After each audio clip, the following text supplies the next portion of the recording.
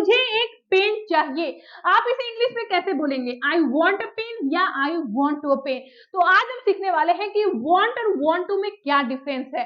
तो सबसे पहले हम सीखेंगे वॉन्ट के बारे में कि वॉन्ट का यूज हम कहाँ करते हैं।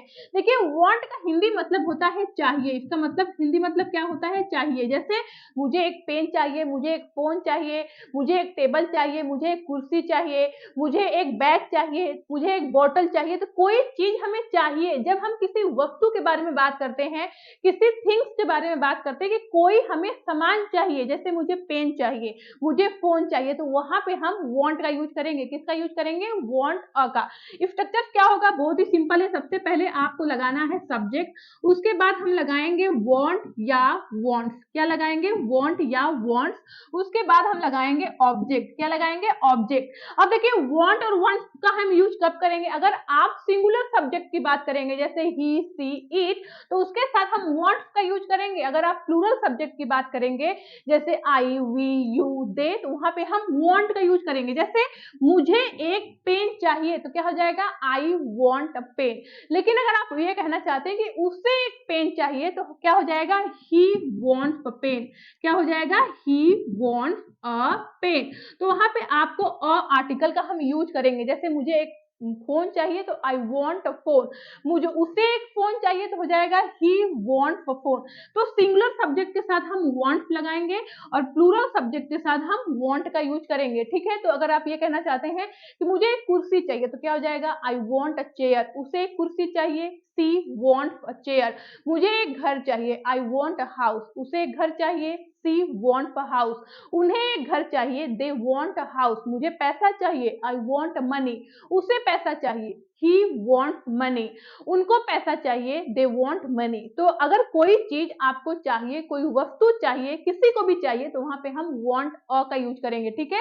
वहां पे हम वॉन्ट या वॉन्ट्स का यूज करेंगे, डिपेंड करेगा सब्जेक्ट पे। आई होप आपको क्लियर हो गया होगा कि वॉन्ट का यूज हम कहाँ करते हैं? जब हमें कोई वस्तु यानी कोई चीज चाहिए और इसका हिंदी मतलब होता है चाहिए। जैसे मुझे पेन चाहिए, मुझे घर चाहिए, मुझे कुर्सी चाहिए, तो इस तरह से आप सेंटेंसेस बनाएंगे। आई होप क्लियर हो गया होगा। अब हम आते हैं वांट टू। वांट टू का यूज हम कब करेंगे? जब आपको ये कहना है कि कोई काम आप करना चाहते हैं। जब अपनी डिजायर यानी इच्छा के बारे में बात करेंगे कि कोई काम आप करना चाहते हैं, तो सबसे पहले हम देखेंगे कि वांट टू का हिंदी मतलब क्या होता है। वांट टू का हिंदी मतलब होता है चाहता हूं या चाहती हूं। क्या होता है? चाहता हूं या चाहती हूं। कंफ्यूज मत होइए, आपको अभी समझ में आ जाएगा।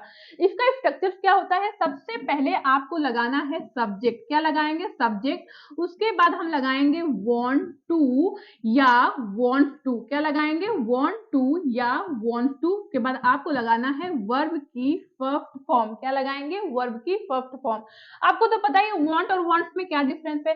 अगर आप सिंगुलर सब्जेक्ट की बात करेंगे, तो वहां पे आप want टू का यूज करेंगे। अगर आप प्लूरल सब्जेक्ट की बात करेंगे, तो वहां पे आप want टू का यूज करेंगे। लेकिन सब इन दोनों के साथ आपको लगाना है वर्ब की फर्स्ट फॉर्म, पहला रूप, क्रिया की पहली रूप। जैसे जाना, खाना, पीना, जैसे गो, कम, स्लीप, स्टडी, ये सब क्या है? वर्ब की फर्स्ट फॉर्म है। तो क्लियर हो गया होगा। सबसे पहले आपको रखना है सब्जेक्ट, उसके बाद वांट या वांट्स में दोनों, वांट टू या वांट टू में दोनों में से एक आएगा। उसके बाद आपको लगाना है वर्ब की फर्स्ट फॉर्म। एक एग्जांपल देखिए, जैसे मैं तुमसे मिलना चाहता हूं, तो हो जाएगा आई वॉन्ट। क्या हो जाएगा? सब्जेक्ट। उसके बाद हम लगाएंगे I want to meet you. तो मीट क्या है? वर्ब की फर्स्ट फॉर्म। मैं तुमसे मिलना चाहता हूं, मैं वहां जाना चाहता हूं। I want to go there. वह वहां जाना चाहती है। She wants to go there. मैं पढ़ना चाहता हूं। I want to study. वह पढ़ना चाहता है। He wants to study. मैं सोना चाहता हूं। I want to play. वह सोना चाहती है। She wants to play. मैं खेलना चाहता हूं। I want to play.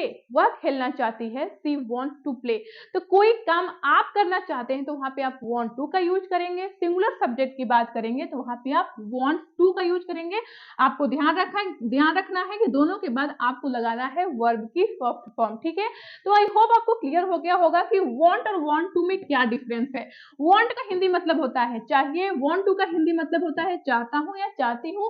इसका यूज हम करते हैं जब हमें कोई चीज यानी कोई वस्तु चाहिए। जैसे मुझे फोन चाहिए, आई वॉन्ट अ फोन।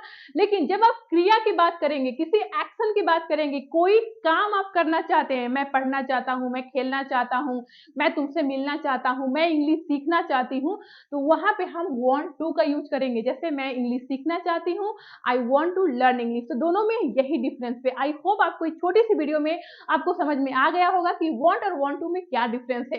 अगर आपको समझ में आ गया, अगर आपको लगता है कि शायद ये वीडियो आपके काम की लगी हो और आप इस वीडियो से दोनों में जो भी डिफरेंस है आप सीख पाए हो, तो please like the video, subscribe my channel. मिलते हैं नेक्स्ट वीडियो के साथ, तब तक के लिए bye bye and keep practising.